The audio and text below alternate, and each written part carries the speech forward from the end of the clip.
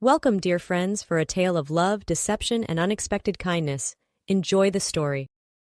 The late afternoon sun filtered through the half-drawn curtains of Jack and Emily's modest apartment. The air was thick with tension as the couple stood facing each other, their voices rising with each passing moment. "Jack, you're not listening to me!" Emily exclaimed, her perfectly manicured hands gesticulating wildly. "This is our wedding we're talking about. It's supposed to be the most important day of our lives." Jack ran a hand through his disheveled hair, his exhaustion evident in the dark circles under his eyes. I hear you, I do. But we have to be realistic. We can't afford a wedding at the plaza with a guest list of 300 people." Emily's eyes flashed with frustration. "But my cousins had their weddings there. It's a family tradition." "Your cousins aren't paying off medical school debt," Jack retorted, his voice tinged with bitterness. "I'm doing my best here, but we need to cut corners somewhere." Emily's lower lip trembled. "So what? You want us to get married at the courthouse and have a potluck reception in the park?" Jack sighed heavily. "That's not what I'm saying. I just think we need to find a middle ground. Maybe a nice restaurant reception instead of a hotel ballroom?" "A restaurant?" Emily scoffed. "God, Jack, do you even want this wedding at all?" Before Jack could respond, Emily grabbed her purse from the couch. "I can't deal with this right now. I need some air." Wait," Jack started, but the door slammed shut before he could finish. The sudden silence in the apartment was deafening. Jack slumped onto the couch, his head in his hands. The weight of his financial struggles pressed down on him like a physical force. He glanced at the framed photo of him and Emily from medical school graduation day. They looked so happy, so full of hope for the future. "Some doctor I turned out to be," he muttered to himself. "Can't even give my fiancée the wedding of her dreams." He pulled out his phone, checking his bank balance for the umpteenth time that week. The numbers stared back at him, a stark reminder of the mountain of debt he was still climbing. Jack burst out of the apartment building, his white coat flapping behind him as he sprinted down the sidewalk. The bus was just pulling up to the stop half a block away. "Wait! Hold the bus!" he shouted, waving his arm frantically. The bus driver, a kind-faced woman in her 50s, saw him coming and held the door. "Cutting it close today, Doc," she said with a wink as Jack bounded up the steps, out of breath. "Thanks, Rosa," he panted, fishing for his pass. "You're a lifesaver." Jack hurried through the bustling corridors of St. Mary's Hospital, nodding quick hellos to colleagues as he passed.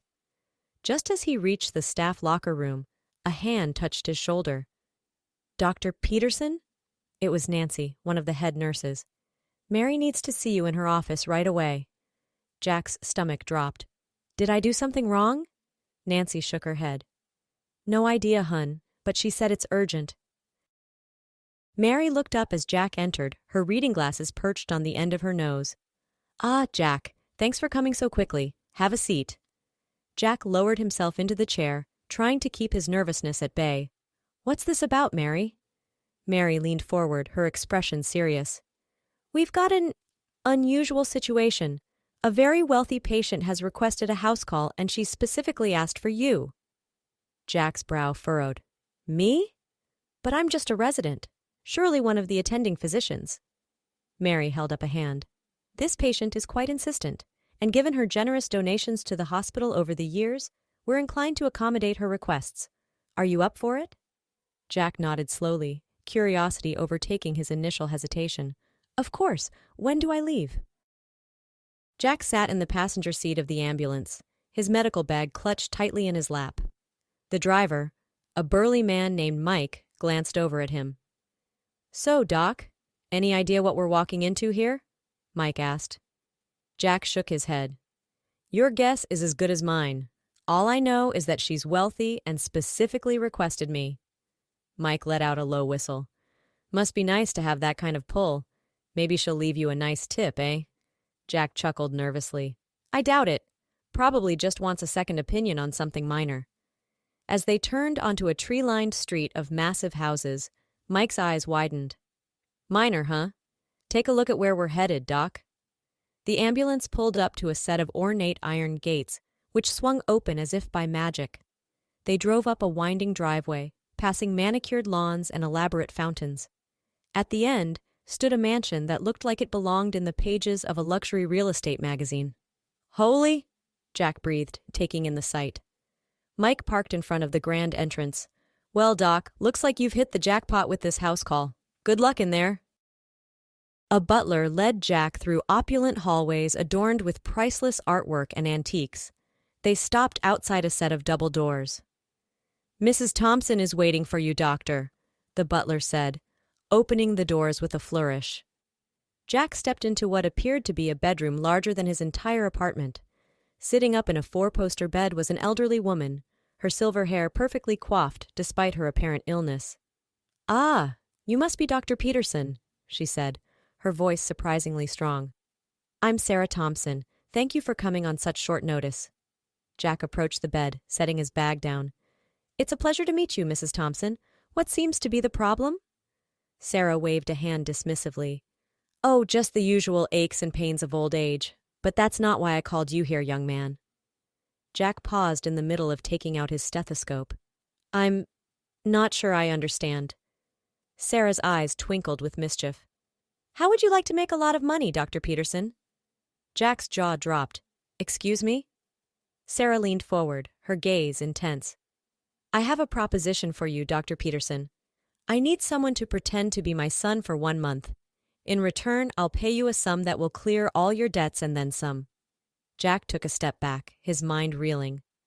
"Mrs. Thompson, I can't do that. It's unethical, not to mention illegal." Sarah chuckled. "My dear boy, there's nothing illegal about an old woman wanting some company. As for ethics, well, sometimes the ends justify the means, don't you think?" Jack shook his head. "I'm sorry, but I can't." $1 million, Sarah interrupted. "Tax-free." The number hit Jack like a physical blow. He thought of Emily, of the wedding she dreamed of the life they could have without the crushing weight of debt. "Why me?" he managed to ask. Sarah's expression softened. "Because you remind me of my late son, and because I can see in your eyes that you're a good man who's struggling. Let me help you, Jack." Jack stood frozen, torn between his ethics and the temptation of financial freedom. Jack unlocked the door to his apartment, his mind still spinning from Sarah's offer. As he stepped inside, he immediately noticed something was off. The place felt emptier. "Em?" he called out. No response. He walked into the bedroom and froze. Emily's closet was open and empty. Her makeup was gone from the dresser. On the bed was a note. With shaking hands, Jack picked it up and read, "Jack, I can't do this anymore. I love you, but I can't marry someone who doesn't share my dreams. I'm staying with my sister. You have 1 month to figure out if you want this wedding as much as I do. Emily." As if on cue, his phone rang. It was Emily. "Em, please," Jack said as soon as he answered. "Let's talk about this." Emily's voice was cold on the other end. "There's nothing to talk about, Jack. You have 1 month. Either you find a way to give me the wedding we both deserve or we're done." The line went dead. Jack sank onto the bed. The note crumpled in his fist. Slowly, he pulled out the business card Sarah had given him. He stared at it for a long moment before picking up his phone and dialing. "Mrs. Thompson, it's Dr. Peterson. I'll do it." Over the next few weeks, Jack's life transformed dramatically.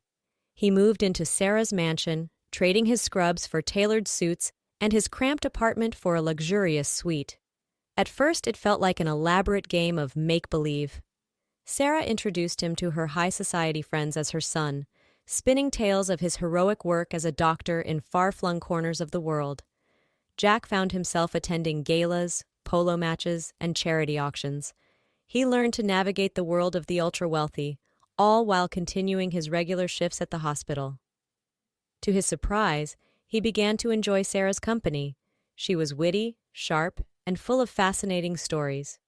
In quiet moments, she would show him old photo albums, teaching him about the family history he was supposed to know. One sunny afternoon, Jack pushed Sarah's wheelchair along a winding path in the park. The sun was warm on their faces, and a gentle breeze carried the scent of blooming flowers.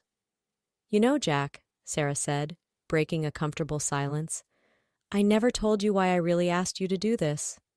Jack slowed their pace. "I assumed it was loneliness." Sarah nodded. Partly, but mostly it was because I wanted to give my fortune to someone who deserved it. Someone kind. Someone who would use it to make the world a little better. Jack stopped the wheelchair, moving to face Sarah. What are you saying? Sarah reached out and patted his hand. I'm saying that you've passed the test with flying colors, my dear. Whether you take the money or not, you've shown me that you're a good man. You remind me so much of my Thomas. Jack knelt beside the wheelchair. Tell me about him. As Sarah began to speak, her eyes misting with memories, Jack listened intently, realizing that for the first time, he was seeing her not as a wealthy benefactor, but as a mother who had loved and lost. Late one night, Jack snuck back to his apartment to water his plants. As he was about to leave, his phone buzzed with a text from Emily. Can we talk? I miss you. His heart raced as he dialed her number. Jack? Emily's voice was soft, vulnerable. Hey, Em, he said, trying to keep his voice steady. How are you? There was a pause. I'm okay. Listen, I've been thinking. Maybe I overreacted about the wedding. I know you're doing your best. Jack closed his eyes, guilt washing over him. No, let me finish, she interrupted. I love you, Jack, and at the end of the day, that's what matters. Not the venue or the guest list, just us. Tears pricked at Jack's eyes. I love you too, Em, more than anything. So, Emily said, a smile evident in her voice. What do you say we just go down to City Hall next week and make it official? Jack's heart felt like it might burst. Are you sure? I've never been more sure of anything in my life. Jack stood in Sarah's study, his hands clasped behind his back. Sarah sat behind her massive oak desk, looking at him with a mixture of pride and sadness. You're leaving, aren't you? She asked, though it wasn't really a question. Jack nodded. I'm sorry, Sarah. I can't keep lying to Emily. She deserves better than that. We're getting married next week. To his surprise, Sarah smiled. Good. I'm glad you made the right choice. I can't take your money, Jack said firmly. It wouldn't be right. Sarah stood up and walked around the desk. Jack, my dear boy, the money was never a payment. It was always a gift. A wedding present, if you will. Jack's eyes widened. But, Sarah held up a hand. No buts. You've given an old woman a month of joy and companionship. Let me give you and Emily the start you deserve. Tears welled up in Jack's eyes as he hugged Sarah tightly. Thank you, he whispered, for everything. Jack stood nervously in a simple suit, waiting at the end of a short aisle. The room was empty save for the officiant and a couple of witnesses provided by the court. The doors opened and Emily walked in. She wore a simple white dress, her hair adorned with a small flower. To Jack, she had never looked more beautiful. As she reached him, he took her hands in his. You look amazing, he whispered. Emily smiled, her eyes shining. So do you. The officiant began the ceremony, but Jack barely heard the words. He was lost in Emily's eyes, marveling at the journey that had brought them to this moment. I do, he said when the time came, his voice filled with certainty. I do, Emily echoed, squeezing his hands. As they kissed, sealing their vows, Jack felt a sense of peace wash over him. Whatever challenges lay ahead, they would face them together. Hand in hand, Jack and Emily stepped out into the sunlight, officially husband and wife. They paused on the steps, grinning at each other. So, Mrs. Peterson, Jack said, ready for our glamorous wedding reception at the diner down the street? Emily laughed, but before she could respond, a voice called out, I think we can do a bit better than that. They turned to see Sarah approaching, pushed in her wheelchair by Emily's sister. Behind them, a line of sleek black cars was parked at the curb. As Jack and Emily watched in amazement, caterers began unloading tables, chairs, and what looked like enough food to feed an army. What is all this? Jack stammered. Sarah's eyes twinkled. Did you really think I'd let my favorite doctor have a wedding without a proper celebration? As the impromptu reception took shape around them, Emily pulled Jack aside. Jack, she said, her voice a mix of awe and confusion, how do you know Sarah Thompson? Jack's mind raced. It's a long story. How do you know her? Emily bit her lip. She contacted me a month ago. Said she was a patient of yours and wanted to do something nice for us. I thought she was exaggerating about how much she wanted to help, but she gestured at the elaborate setup. Jack's jaw dropped as the pieces fell into place. You mean, this whole time? Emily nodded, a mischievous glint in her eye. We may have conspired a little. Are you mad? Jack looked from Emily to Sarah, who winked at him from across the makeshift reception area. He burst out laughing, pulling Emily close. Mad? I've never been happier in my life. As guests began to arrive, friends and family who had been secretly notified, Jack made his way over to Sarah. You planned all this? He asked, shaking his head in disbelief. Sarah smiled up at him.